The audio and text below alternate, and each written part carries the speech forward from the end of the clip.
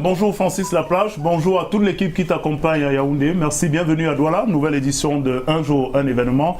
Eh bien, l'événement aujourd'hui, on va le dire, hein, on l'a vu de manière assez exceptionnelle, des images que qui nous sont parvenues de la part de notre correspondant permanent à l'Elysée et au Quai d'Orsay, Éric Golf-Kouachou, qui était dans la suite du président français en déplacement, d'abord pour le 31e sommet de l'Union africaine du côté de Nouakchott, c'est en Mauritanie, et ensuite dans cette visite de 2 jours du côté du Nigeria, très exceptionnellement, notre correspondant a été dans la suite très stricte du président de la République française, une exclusivité pour un média camerounais.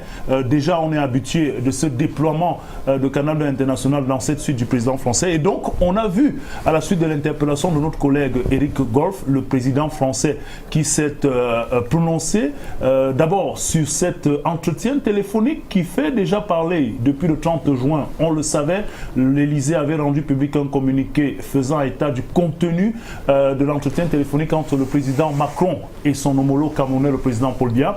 On a donc écouté Emmanuel Macron, et aujourd'hui on en parle avec un invité, un politologue, avec qui nous allons essayer au cours de ces quelques minutes de décrypter quelques contours de cet entretien téléphonique et finalement de cette sortie d'Emmanuel Macron. Le docteur Nimi Bekolo, enseignant à l'université de Douala, politologue, a fait bien évidemment le déplacement de ce studio. Nous vous disons merci d'avoir accepté notre sollicitation. Bonjour, c'est moi qui vous remercie de m'avoir invité à votre émission. Alors, on en parlait déjà, on se posait la question de savoir ce que cachait cet appel téléphonique entre Emmanuel Macron et le président Paul Biya.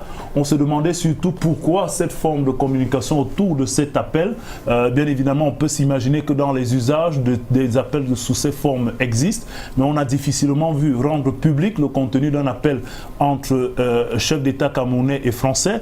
Et aujourd'hui, après ces images exclusives et surtout cette interpellation de notre collègue et confrère Éric Golf-Kouachou, on se rend bien compte que le président Macron a pris la peine de préciser qu'il a souhaité consulter le président Paul Biya avant de faire le déplacement chez son grand voisin. Vous, le politologue, quelle est la première approche que cela vous inspire en termes d'analyse? Cela m'inspire la place que Emmanuel Macron accorde déjà au Cameroun. Et j'ai suivi un peu le contenu de ce qu'il demandait. Il déclarait avoir appelé le chef de l'État pour l'interpeller, pour dire sa préoccupation par rapport à la crise, l'instabilité actuelle du Cameroun, et où il proposait quelques solutions, notamment l'approfondissement de la décentralisation et disons que le chef de l'État prenne des réformes nécessaires pour que la stabilité revienne. Donc, ce que cela suggère, c'est d'abord l'intervention tardive de la France, puisque depuis que la crise anglophone, n'est-ce pas, a commencé, la France ne sait que souvent prudemment s'exprimer, ce qui peut donc cacher derrière des luttes en termes de leadership sur le Cameroun, compte tenu aussi des antécédents historiques et de l'offensive, donc l'activisme que les États-Unis ont manifesté sur la question, cette prise de position, parce qu'il s'agit bien de cela, que le Cameroun est attaché à l'unité et que c'est la décentralisation qui paraît, n'est-ce pas, la solution. Et cela est un aveu pour le président Macron, qu'il adhère à la politique gouvernante, n'est-ce pas, de l'unité nationale, qui plaide pour la décentralisation et non le fédéralisme. Alors, vous avez évoqué l'activisme, ce sont vos expressions des États-Unis sur la question de cette crise-là. On sait très bien que de manière régulière, Amnesty International a souvent indexé l'action du gouvernement et même des forces de défense. Et donc, on voit un président Macron aujourd'hui qui appelle à une décentralisation tout azimut. Est-ce que, finalement, on ne peut pas voir derrière cette sortie de Macron une envie de demander implicitement que soit respecté l'ordre de l'État dans cette partie ou dans ces mouvements et ces velléités sécessionnistes? je l'ai tantôt dit, il s'agit effectivement d'une prise de position qui montre que derrière, il y a un enjeu lié au repositionnement, n'est-ce pas, de la France sur le Cameroun, si l'on s'accorde sur le fait que la forme de l'État joue forcément sur la nature des relations que le Cameroun, n'est-ce pas, a avec l'Occident, notamment que la peur de la France serait que si on passe à la forme fédérale d'État qui peut promouvoir, n'est-ce pas, une sorte d'alternance anglophone, francophone, après chaque mandat, le risque et la peur que la France peut exprimer à ce niveau, c'est qu'il y ait, n'est-ce pas, un penchant d'un éventuel président anglophone du côté, n'est-ce pas, de la Grande-Bretagne ou des États-Unis, quand on sait que l'exploitation des ressources, notamment le pétrole à Limbé, revient totalement à la France par le biais de Total. Tout à fait. Alors, mais on va rester dans la dynamique de cet intérêt de la France que vous semblez voir dans cette sortie du président Macron. Autre chose, beaucoup d'analystes estiment véritablement que la prudence de la France et peut-être cette consultation qui a fait l'objet d'une communication, ce qu'on n'avait pas vu à travers un entretien téléphonique, voudrait peut-être donner ce que certains appellent la place de sage au président Paul Biya quant aux questions africaines et sécuritaires. Oui, c'est en effet cela. C'est une prudence qui peut être justifiée compte tenu de ce que les relations que le président Biya a souvent eues avec les présidents français sont assez complexes et parfois ambiguës, auquel cas il a souvent, très souvent eu gain de cause, il a souvent su gérer des questions sensibles qu'il a eues avec les chefs d'État français. Je pense que cela s'inscrirait dans cette logique.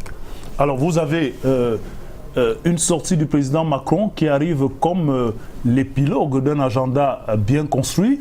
On se souvient que quelques jours avant son déplacement à Nouakchott et puis au Nigeria, on avait son secrétaire d'État auprès du ministre, n'est-ce pas, des Affaires européennes et étrangères qui était au Cameroun, Jean-Baptiste Lemoyne.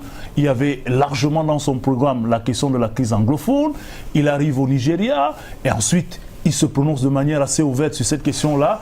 Est-ce qu'on n'arrive pas là à un constat selon lequel le timing de la France sur la question anglophone et notamment le Cameroun était construit bien à l'avance?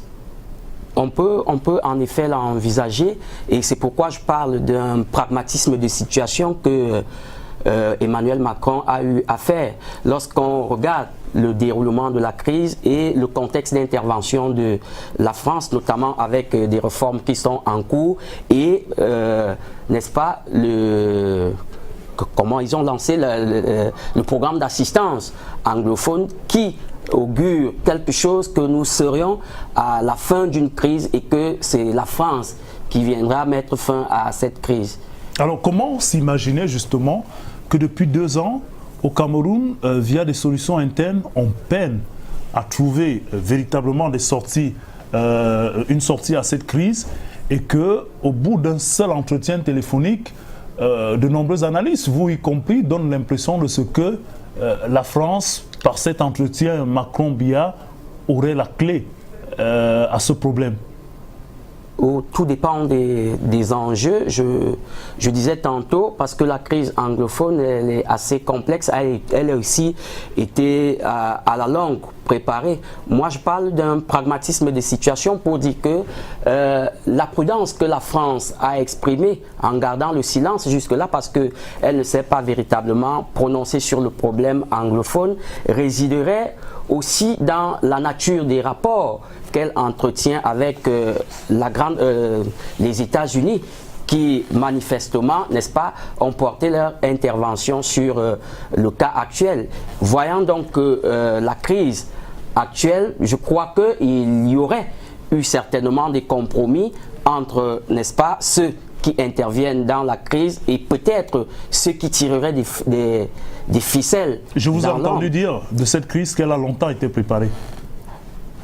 Quand on voit le déroulement de la crise, un technicien, n'est-ce pas, des mobilisations, vous dirait que telle que la crise est menée, quelque chose laisse entrevoir que c'est une crise qui a été préparée à la longue, mais qui s'est saisie, n'est-ce pas, d'une opportunité pour entrer en escalade, comme on l'a vu, et prendre des proportions qu'elle est en train de prendre. Alors, est-ce qu'on peut s'imaginer donc que, à la suite de cette sortie, d'abord cet entretien, et puis cette communication de l'Élysée, la sortie d'Emmanuel Macron, est-ce qu'on peut s'attendre à ce que, finalement, les protagonistes, à la fois le gouvernement, ceux de nos compatriotes qui se revendiquent sécessionnistes, puissent enfin fumer le calumet de la paix, et dans quelles conditions, vous, techniciens des questions politiques, vous imaginez cette sortie de crise?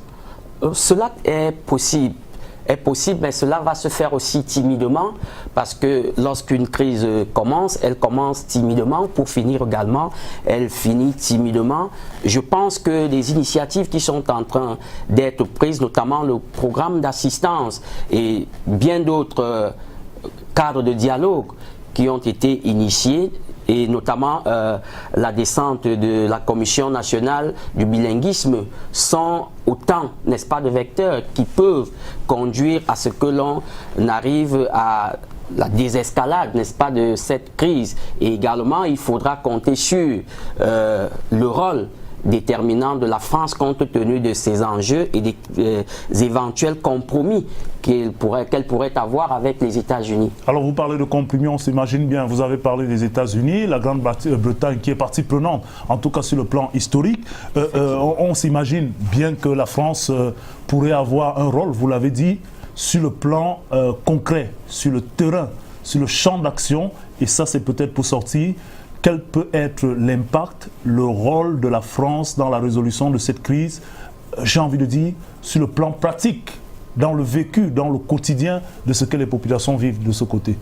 Dans la déclaration d'Emmanuel Macron, il a clairement dit qu'il est disposé, n'est-ce pas, sans toutefois imposer quelque chose, qu'il est disposé, c'est une manière atténuée de parler, qu'il est disposé à apporter l'aide nécessaire au Cameroun pour que la stabilité revienne. Il revient maintenant au gouvernement de voir, d'initier des cadres, n'est-ce pas, de sortie de crise qui soient aussi rapides. Mais je pense, par exemple, n'est-ce pas, après le fonds, après les fonds d'assistance qui sont en train d'être mobilisés, je crois également que une éventuelle convocation du corps électoral et la mise en place effective, n'est-ce pas, du conseiller régional en convoquant l'élection présidentielle qui, si elle se déroule bien, sera un début, n'est-ce pas, de stabilisation de la crise. Et si l'on suit avec, n'est-ce pas, la création,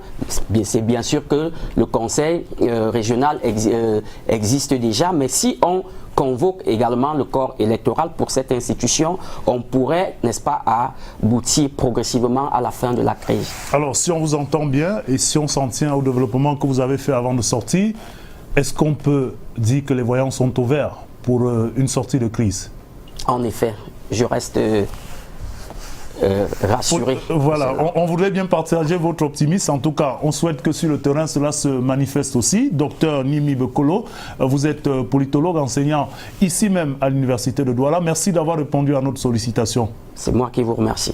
Francis Laplage et toute l'équipe, nous vous renvoyons l'antenne. Demain, c'est un autre rendez-vous. C'était un plaisir d'être là aujourd'hui. La question du jour pour nous et l'événement, c'était cette sortie d'Emmanuel Macron sur les antennes de Canal 2, bien évidemment par la touche, la plume et le dévouement de notre confrère et correspondant permanent au Quai d'Orsay et du côté de l'Élysée.